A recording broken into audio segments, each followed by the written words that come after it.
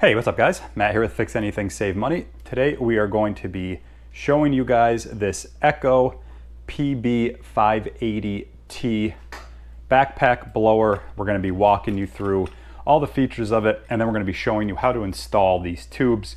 There's a couple little tricks that I want to just kind of go over, show you how it all goes together. So I do have a video up on this on how to replace the carburetor. So I will put a link right in the top right-hand corner. You could click on that, and that's going to show you how to replace the carburetor. And then I'm also going to be uploading a video just on a quick tune-up for this, just kind of changing out the spark plug, air filter, fuel filter. So I'm not going to have that in this video, so I'm kind of breaking this machine up into 3 videos: the carburetor, the tune-up, and then this video, which is just kind of a quick tutorial showing you what everything is, kind of giving you some information, and then how to install all the tubes, because it's not exactly self-explanatory. Okay, so we'll just quickly go over. Like I said, this is the housing. Underneath here is your air filter. This is your choke right here. Kind of zoom in on it. So here's your choke. So you would have that all the way up when the engine is cold, and when you first go to start it on a cold day, or if the engine hasn't been ran in a while, you would turn that up, give it some pulls. It's going to kind of soft start. It might start, then stall out. Then you would flick this choke down, pull it, and then it should start and run continuously. And then you just let it warm up for a few minutes. It doesn't take long for these to warm up. So that's how you would start it. And like I said, this is the spark plug. You could kind of see the carburetor in here. Here's our pull start. And then the other side is obviously the handles with the backpack. And then we have this cable right here. It's kind of a big thing, so I can't really get it all in one frame. Here's our throttle. And then this is our speed setting. You can see there's a little turtle and then a rabbit, so you could set the throttle speed to low or to high. And all that does is, you could see, it just kind of presses the trigger in more. So you could run it continuously without having to pull this in. Okay. I personally like just using the trigger, but you know, whatever. If you're using it for a very long time and you want to just run it full blast, you could kind of leave it there. I don't recommend running it full blast for a very, very long time, just because it creates unnecessary wear and tear on your engine. Okay, so then we'll go to this little piece. This is your static discharge line. So all this does, this sits inside of your tube, and we'll show you this in a minute. This just discharges any static that's building up. Okay, and then you can see here, we have our fuel lines going up into our carburetor, and then we have, this is just a little breather tube, and then we have our fuel tank. Inside our fuel tank, we have our fuel filter, which is attached to one of these lines right here.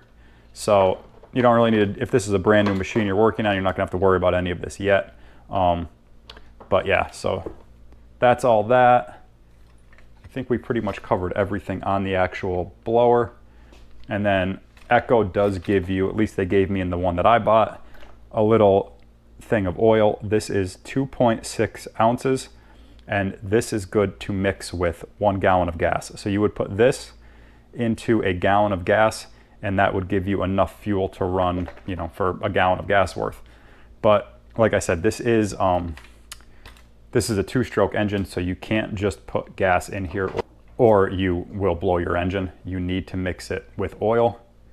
And you could either do it like this by buying these little canisters and mixing it with regular gas, or you could buy, what I like to do, buy pre-mixed fuel. There's a company called True Fuel, and they make gas for these. This is a 50-to-1 fuel mix. So True Fuel makes a 50-to-1 fuel mix, which you would use in this. And they also make a 40-to-1 fuel mix, which is made for like other brands of machines. Okay, so like I said, this is 50-to-1. Okay, so that pretty much sums up all the features on the blower itself. Now we're just gonna turn it over so that we could work on it. So we're gonna be inserting these tubes now. So what we're gonna wanna do is first take this flexible tube, and we're gonna be using this clamp with this little latch on it. So I'll show you how this works. If you pinch these two ends together, that's going to open this latch. So it goes on just like that. This is how it came in the package. This clamp was already on. Okay. And then all we're going to do is put this over the larger end of our ribbed section here. So we're just going to fit this over like so. Okay. And then we're just going to take our static discharge line, this little line right here, and we're going to feed it into this tube.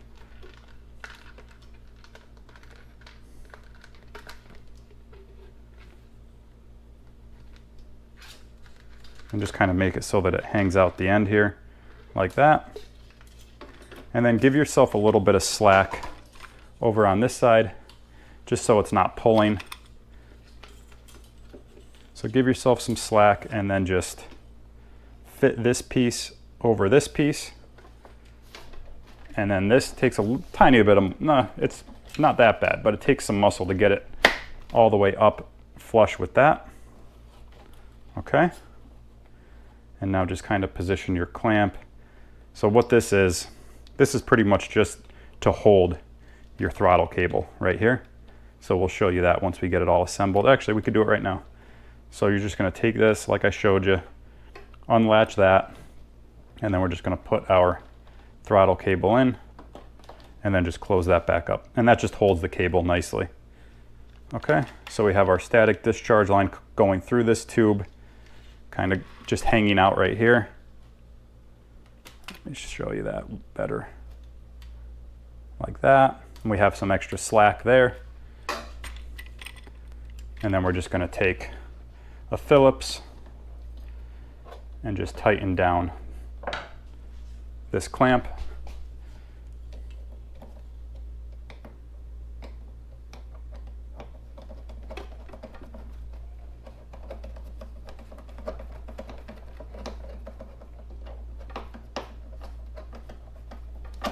And you want this pretty tight. You don't want it coming off, but you also don't want to crack it. So there's kind of a happy medium there.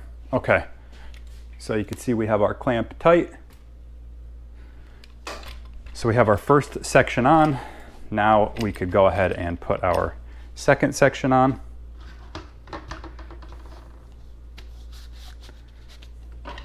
So for that, all we're going to need to do is take this piece right here, put our clamp over like that, and then we're just going to take our line, stick that into the tube. And this doesn't attach to anything. That line, that static discharge, that just sits freely in there. And then we'll just close this up.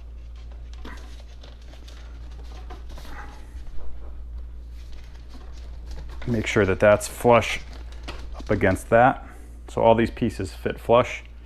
And then we're just going to take a screwdriver, tighten this down like we did on the last one.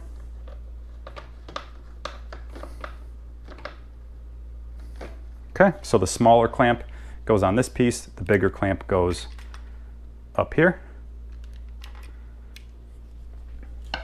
All right, and then you can see this piece just hangs out. Okay, so now we have these two sections installed.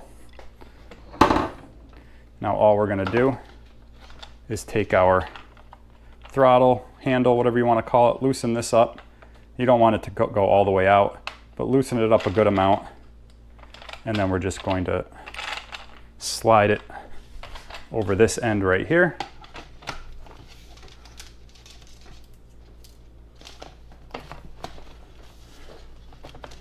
And now this is where you could kind of use some adjustment.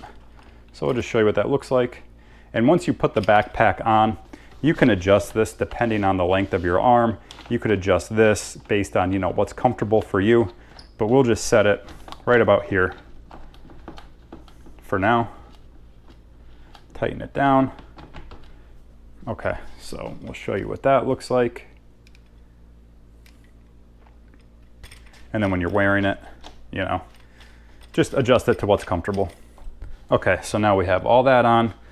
We have this little static discharge still coming out of the tube. Now we could put on our next section, which is this piece. And you want to make sure that these openings right here line up with these ribs. There's no more ribs down here. So you just line those up so that it fits in like that.